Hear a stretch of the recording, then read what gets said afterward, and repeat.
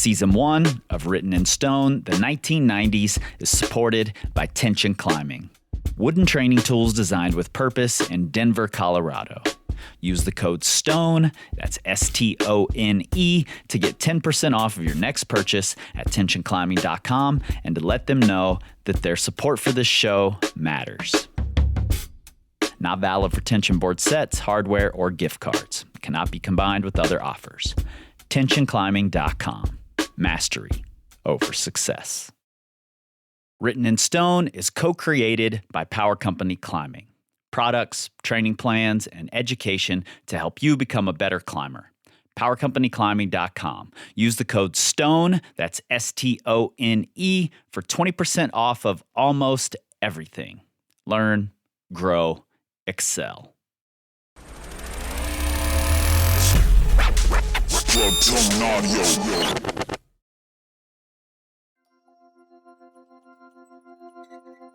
November 2018. It's a cold day at Smith Rock, Oregon, but that hasn't stopped the commotion. It seems all the locals are out, though not for a normal crag day. They're there partly as spectators, to watch history being made. Because see, one of the best, arguably the best climber in the world is here, and like he usually does, he's set his goals high. But today, his goal is not a first ascent. It's not to establish the hardest route in the area like he's done countless times across the globe. Today, he's here to do just do it. But he's not here to just do it. He's here to onsight it. First try, no falls, only the info he can gather from reading the rock.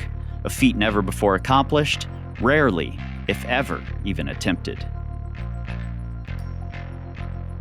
The excited chatter from the crowd goes quiet as he steps onto the wall, immediately climbing with a speed and confidence that looks like he's done laps on this route for years. It's no surprise that he's quickly through the bottom half and shaking out at the good rest below the steeper, purple rock. He launches into the first crux, and the murmuring falls to a hush. If the climber's feeling unsure, the crowd can't tell. Only his signature power screams betray the level of effort, but his movement remains locked in.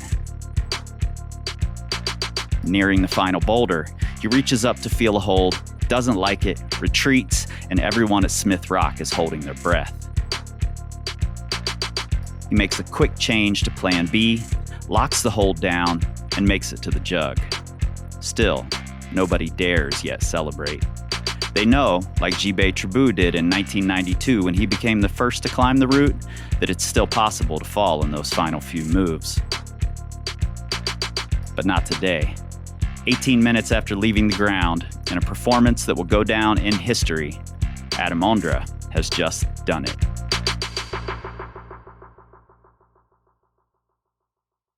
Adam, welcome to Written in Stone. Thank you. Hello. We are incredibly happy to have you here. I can't think of anyone I would rather talk to about the importance of history and Just Do It and Jibé Tribu than you. So thanks for making the time. Thank you. Very welcome. And I'm really glad to talk about specifically this route because it's just an amazing route and piece of history. Yeah, well, to start, I have a fun question for you. In my research on the ascent of Just Do It, on the first ascent, I discovered that after Jibé did it, the locals threw a party for him. And at that party, as often happens in a climber party, a pull-up competition broke out. And Tribu won the pull-up competition by doing 80 pull-ups in a row. So what I want to know first is how many pull-ups in a row can you do? Definitely not 80. I haven't tried it for some time, but I would say maximum 40. 40's a lot. Yeah, could be. I mean, I think I could do more if I can like rest and only hang on one arm, but I think that's not part of the game. Yeah, in an interview, Tribu said there might have been some cocaine at the party, so that may have helped him with the 80 pull-ups. It was the 90s after all. Yeah. So you said you're excited to talk about this route in particular, and it wasn't your first 8C plus on site. If we look purely at the numbers, you've Yep. done that many times. So what was it about Just Do It that was so special? I think it was mostly about Smith Rock in general, as I remember the book called Rock Stars, and Mm, there are a couple of not so many, but couple of pictures from the Smith Rock, and I was always really impressed by the how the climbing in Smith Rock looked in general. And there was always one article in the climbing magazine called Montana here in Czechia. So I think I was reading it was I was like 9 or 8, and there was like the picture of the dark side of the moon, the 13A, and it just hmm. like wow. And I think for some reason, since the very beginning of my climbing career, I was always really impressed by a really nicely clean cut wall. So I was always thinking like, have to go to Smith Rock. And until quite many years later, for the first time when I actually saw a picture of Just Do It, because I've seen many pictures of like the lower sector, but I've never seen Just Hmm. Do It. And then when I understood that that's the just the middle of this incredible face of this incredible spire. And I think I would like to also say that me coming from Czechia, where we have a lots of tradition in sandstone climbing, where it's essentially always about climbing these towers and spires and getting to the summit of Sure. them, that makes the whole route even more special because most of our towers are never really very steep. They're usually only vertical. So having a wall which looks pretty much similar to our tower, but having a face which is that steep as Just Do It looked so cool. Yeah, that's like the monkey face is like the standout formation in Smith. It's Hmm. hard to Yeah. not look at it and be excited to climb it. Yeah, yeah.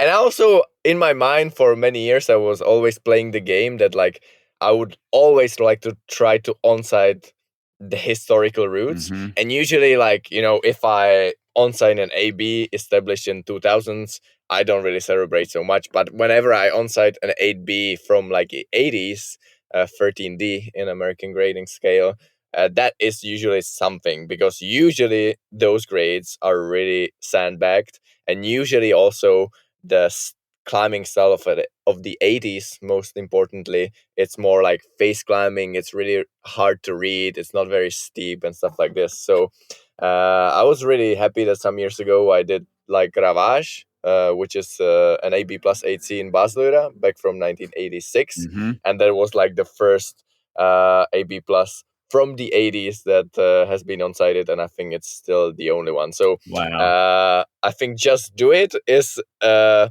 8C plus that has been on-sited with the earliest date of a first ascent. Right, right. Yeah, no, I'm Yeah. not surprised by that at all. That style is not popular Yeah. these days, sadly, because like you Yeah. said, it's what the clean faces and those really striking Yeah. lines sort of lend themselves to that Yeah. style. So on that trip to Smith Rock, I was actually very disappointed not to have on-sited to Bolt or Not to Be. Mm, Which I think, especially that one to onside, is really hard. Still completely possible. I was quite close, but after having failed on to Bolt or Not to Be, I was even more psyched and also under pressure that uh, I really wanted to Just Do It on site. yeah, I bet. From the video, it looked like every climber in Oregon was out there watching. Are you somebody who climbs better with an audience? I think when it is a route that is really important to me, then it doesn't really make much difference because the most pressure that I felt was just from the fact that right now I'm facing Just Do It, super historical route, and it would Mm. really mean a lot if I would do it. So if like 5 people are watching or 20 or 50, it doesn't really make much of a difference. Mm. How did they all know you were going for the onsite on that day? Did you announce it somewhere, or do you usually keep those things quiet? Um, we would stay there for a few days before. So I would sample some of the other routes in Smith Rock. I would attempt to bolt or not to be. And I was kind of waiting for the weather to be a little bit warmer, because everybody warned me from like the monkey face being way colder than all the other Mm, cracks. So I just mhm. picked a day that, according to the forecast, was just slightly warmer. Um, it was still really cold. And I also really wanted to have Alan Watts right there. Yeah. So also we met Alan some days before, and he would confirm, yeah, he would make it out there on that day. So I think it really helped me to have Alan watching on that try. Yeah, it's really cool that he's there and you see him in the video and you see his like excitement and anticipation of what you're doing in the video. I had the pleasure of introducing Alan for a speech he gave just recently. What a great guy and what a visionary. Yeah.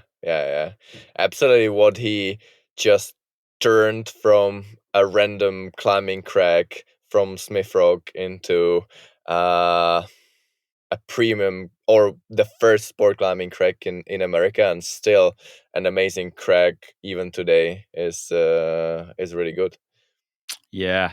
And Smith Rock has become this like stage where many climbing dramas have played out in the US, from the birth of sport climbing here to bolted cracks to chipping and more, including some drama with Trabu swooping in and climbing routes that Allen had bolted and was working on. And while it's in the norm here in the US to give the developer time to finish their route before climbing on it, I think there's also some value in the best climbers in the world sort of competing for the first ascent. Um, which method do you prefer and why? Do you like to have somebody hand you a thing that's bolted, or do you prefer competing with other people to be the first? I think I completely respect if the person who bolts it wants to take his or her time to work on it, Sure. and, let's say, red tag it.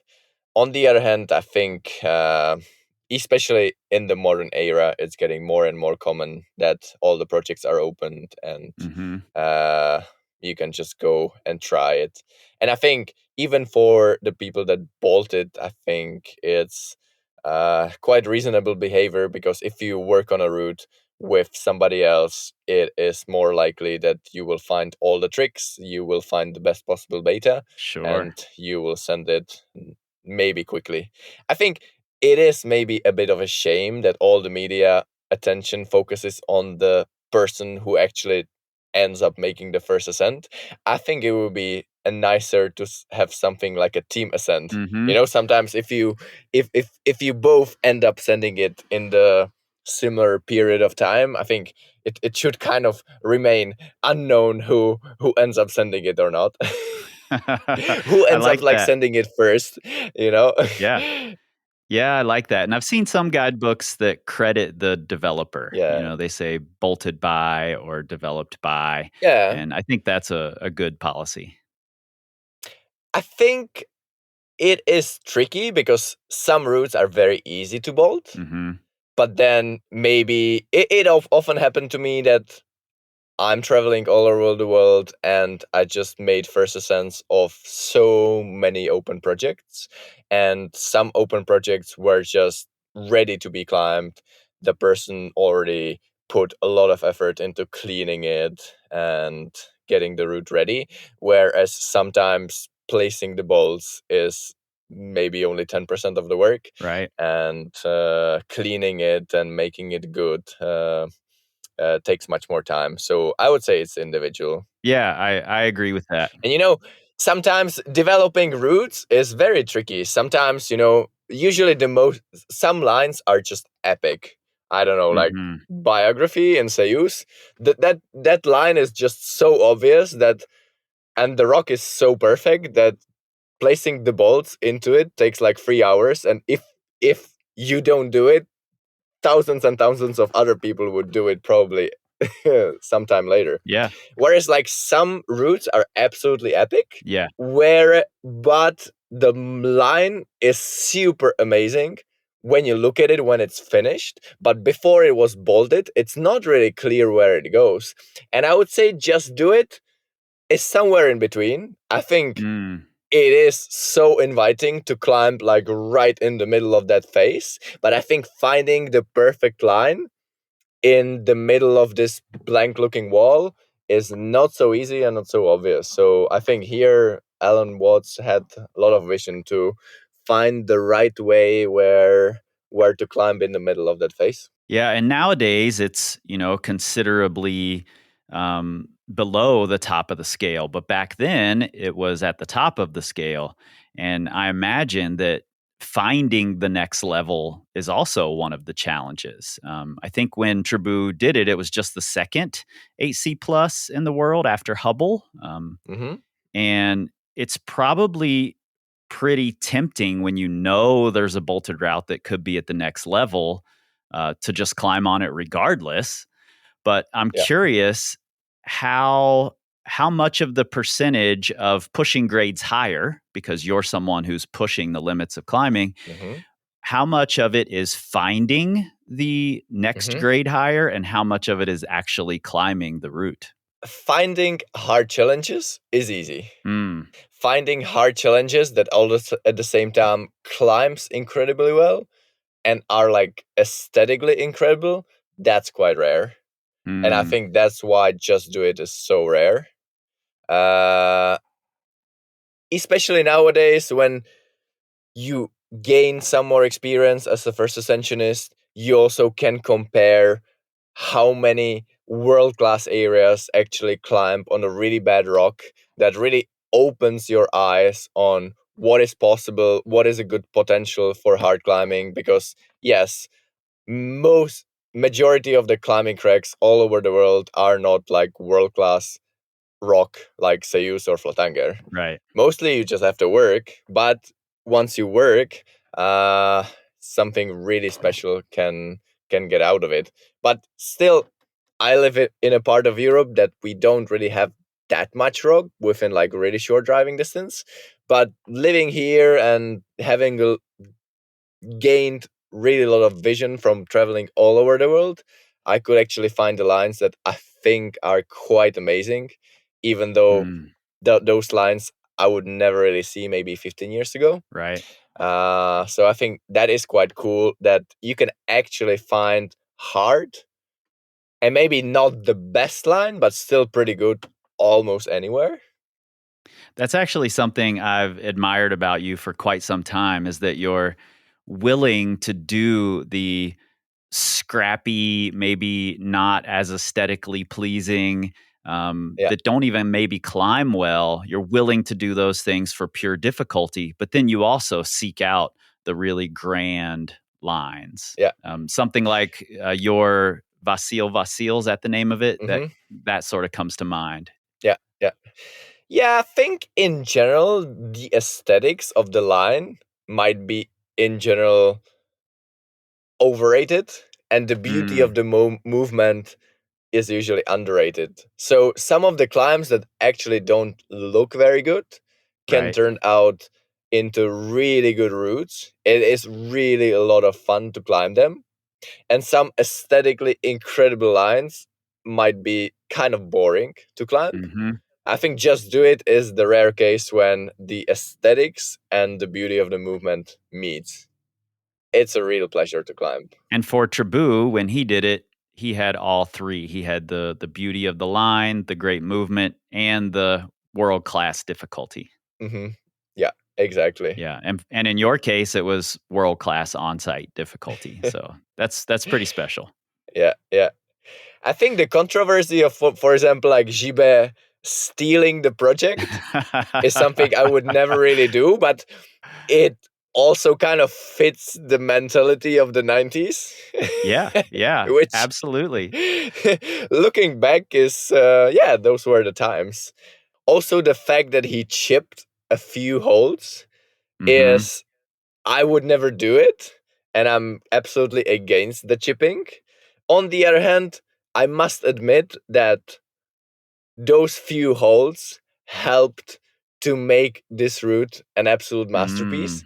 It actually Mm-hmm. climbs better with those chipped holds. Sure. I think it would go from the modern point of view, but it would be just such a hard boulder on that last section. It would be maybe 9A plus, maybe 9B, but it would definitely be not as classic as it is right now. Yeah, that's an interesting perspective. And I think it's important to mention that even though he was accused of, stealing these routes, the locals still threw him a party after he made the Yeah, ascent. So they had sort of forgiven him just wanting to see the standards rise. exactly. That's really nice to see. And what I've just said is not like that I would like to accept chipping, Right, right. Absolutely. but it's an interesting perspective to look at it. Yeah, I think you have to weigh all the factors, and Yeah, that's certainly one of the factors. I mean, here in Wyoming, the limestone that we're climbing on wouldn't even really be climbable if it weren't for comfortizing some holds. It's really, exactly. really sharp, and you Yeah, would slice your fingers on every root if the developer didn't file some edges down. yeah. Mhm. So when Trabue was working on Just Do It, he was sort of coming up through the grades, competing with lots of other people. He had all these contemporaries like Ed Langer and Didier Rabitou and Jerry Moffat and Ben Moon and the Le Ministral brothers. So he had all these people who he was competing against, both on indoor walls and outdoors, for first ascents. And I'm curious, how important is it for you to have people like Megos and Stefano and Seb and Jakob opening hard things as well? Does that keep you motivated to try harder? Yeah, absolutely.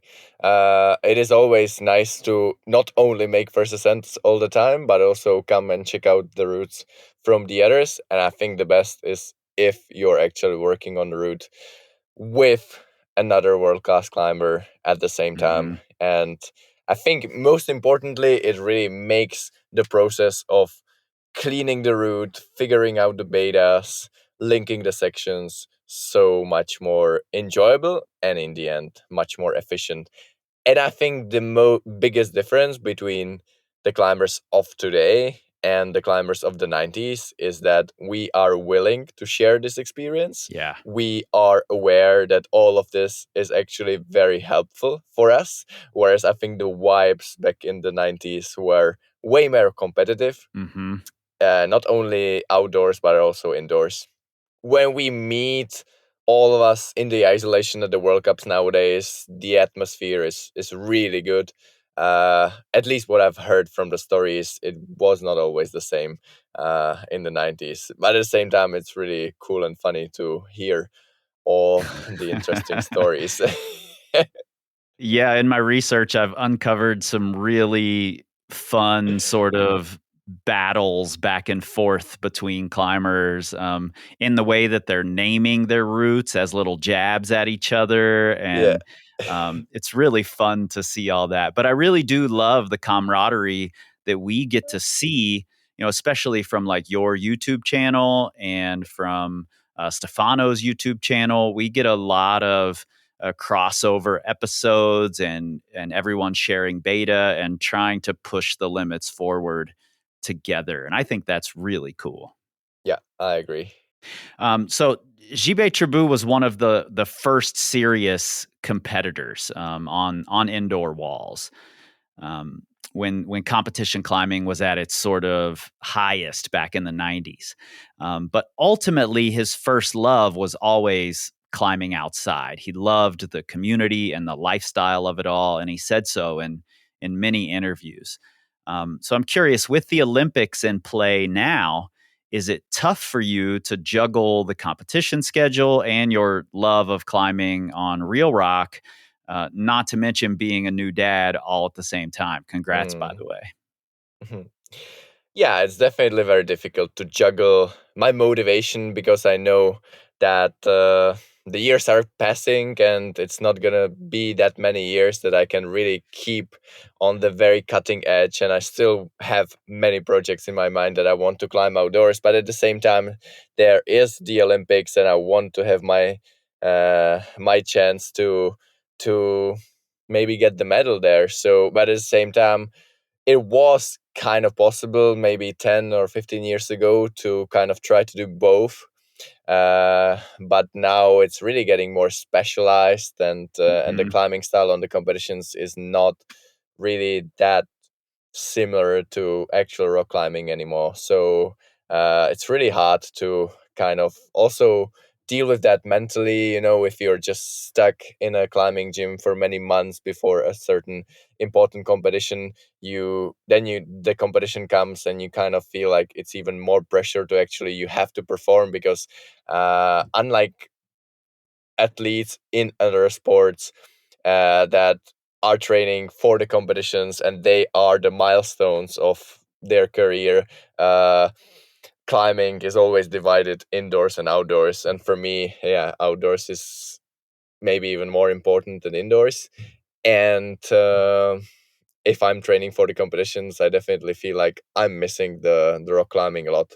Also for the fun of it, but also for the fact that yeah, I still have a lot of projects in my mind that I would like to climb one day.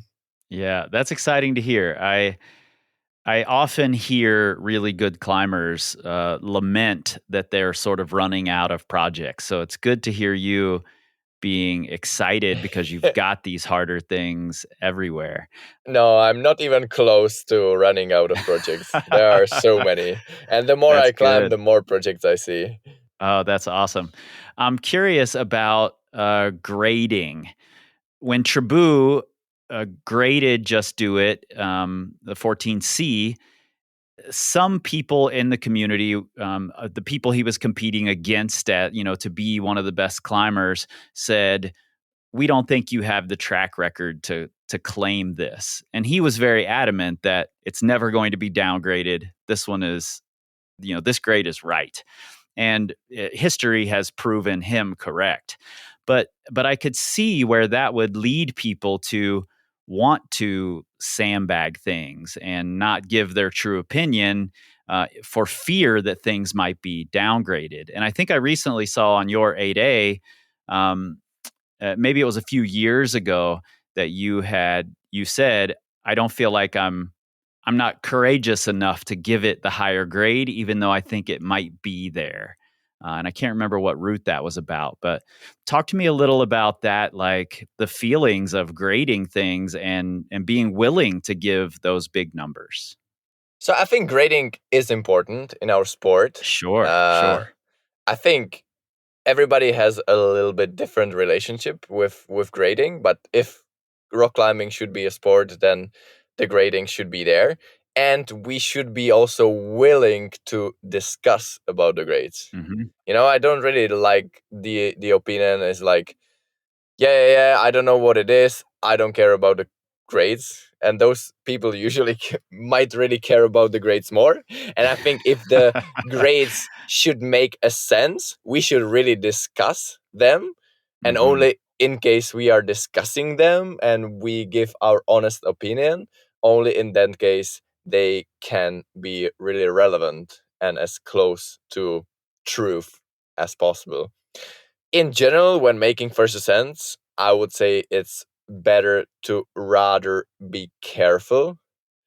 And maybe when you are not really sure whether it's a lower grade or higher grade, maybe it's better to go for the lower grade because the danger of maybe not finding the best possible beta is Mm, quite high, especially today with maybe different tactics, different gear like knee pads.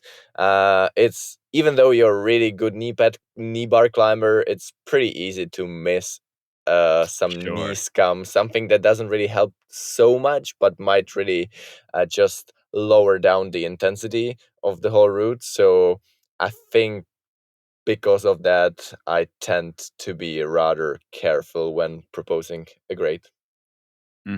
Yeah, I totally understand that. But I'm also happy that you're willing to stand up and say, no, I do think this is harder than anything else in the Yeah. world. I'm going to give it this grade. Only when I feel like pretty confident about Yeah, it. So sure. that's my way. Yeah. Well, on your YouTube channel, which I actually really believe is a real gift to the climbing community. It's rare that we get to see so much behind the scenes. So thank you for that. But you regularly go beyond just climbing hard things to take a look at the history of an area, or talk to someone who was instrumental in creating an area. And being at the top of the game, why is it important for you to regularly reach back and highlight that history? So, in general, yes, I enjoy making those videos. I think they are a way how I can give something back to the climbing community. But I would say the videos that I enjoy the most are about filming historical routes and ideally even meeting with the people that made those hard first ascents. And somehow, since I was a little kid, I was always really interested in the climbing history. I quite enjoy history in general. So I think for example, when I was a little kid driving with my parents that are always also climbers, and they were climbing since they were 15, listening to so many different stories, sometimes Mm, hilarious stories, because they were right there at the beginning of the free climbing in Europe. They were one of the first people in our country actually red pointing some of the routes, and mm, so it was always like a big source of interesting stories. And then I could hear those stories and actually go to the climbing crag and see those routes in real, that those stories were about. And yeah, already when I was 10 years old, I wanted to climb some of these strange routes. I don't know, like one route, for example, is like a 7C, but you have to climb it barefoot, otherwise it's impossible. So the first ascensionist would like walk for a few months barefoot to kind of strengthen his toes.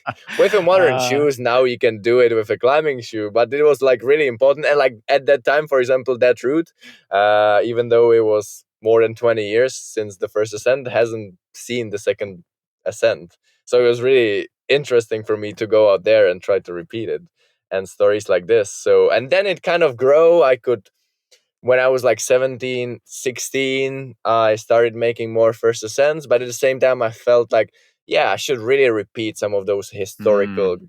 routes in order to kind of know what the level was. And then, if I would continue making my first ascents, I want to have a good comparison of how my first ascents stands with the comparison of the other routes. Yeah, I mean, I love that you lean into those like quirky little historical things like that. One of my favorite episodes was the bridge that you're climbing, the arête Yeah. on the bridge. It's so fun to see you go and do those things there with the people who put them up to begin with. Yeah, yeah. And I would also say, like, people who develop cracks and make first ascents, they are not ordinary people. They Mm, are characters, and they definitely have something to say. yeah, absolutely. And that's what I want to share with the community. Yeah, and that's sort of why I started this podcast. It's I've made a lot of podcasts in my time, and climbing history is something that's so rich in fun and dramatic and exciting stories that I just felt like I wanted to start telling those stories and to talk to the superstars of today who were really inspired by those stories to become who they are. So Yeah, good effort. I actually really appreciated somebody is really doing the podcast about the climbing history and not just about training. And I think climbing is changing so much recently, and I mhm. think it's really easy to forget the climbing history and what our roots are. And I think it's really important to at least let the new climbers get informed. Yeah. They might be not some of them might not really be interested, but some of them definitely will be interested. Yeah, and we're going to try to tell it in a really fun way so that, even if they're not necessarily interested in the history, their friends are going to be saying, you should listen to this podcast. It's really fun. Yeah. So, well, Adam, I can't thank you enough for taking time out of your busy competition schedule and your busy life to sit down and chat with me. Beyond the fact that you've pushed the limits of climbing to heights most of us never even imagined, I appreciate what you do to continue inspiring the next generation. And, after all, that's what history is all about. Thank you very much. It was fun. 1, 2.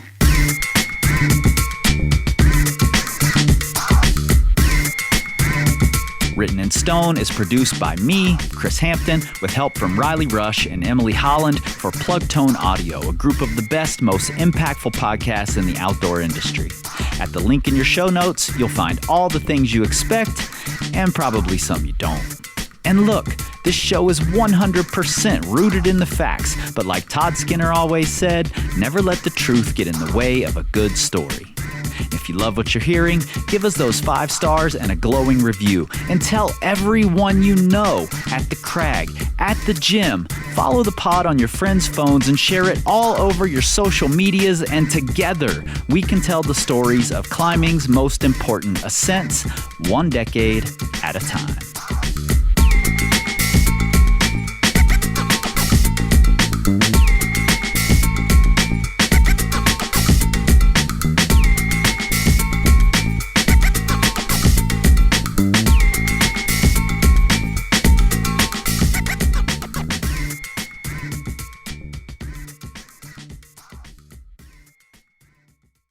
Stoners, what is up? I got the sense talking to Adam, he was like relaxed and laid back and chilling while we were talking. And I got the sense that he would be willing to talk about climbing history all day long. I didn't want to take up too much of his time. I know he's busy. He's got a whole team working over there.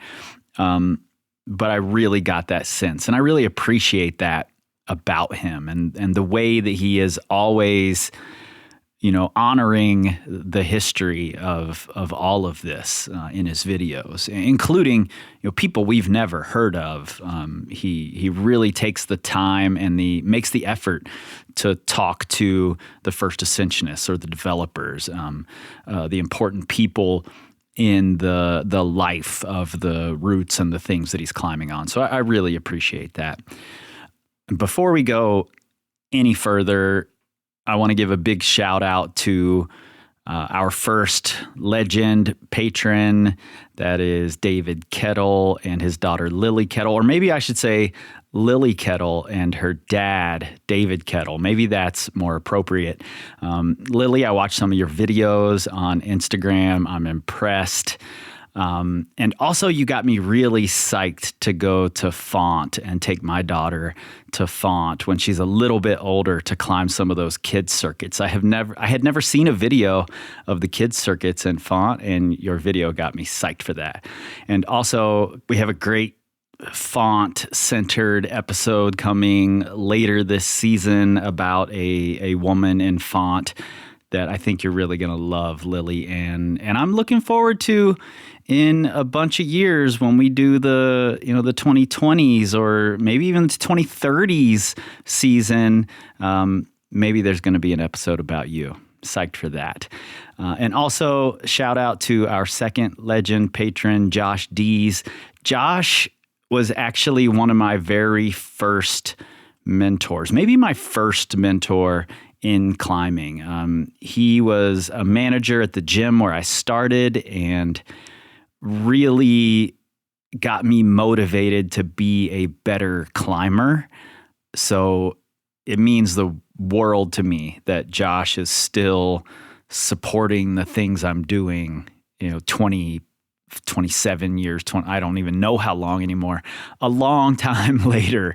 So thanks, Josh. I appreciate that. For the rest of you, if you have not joined the Patreon yet, it's free. And I just want to point out that over there right now, I'm looking here. Let me check it. I have a poll up for what the next season is going to be, the 80s, the 2000s, or the 70s.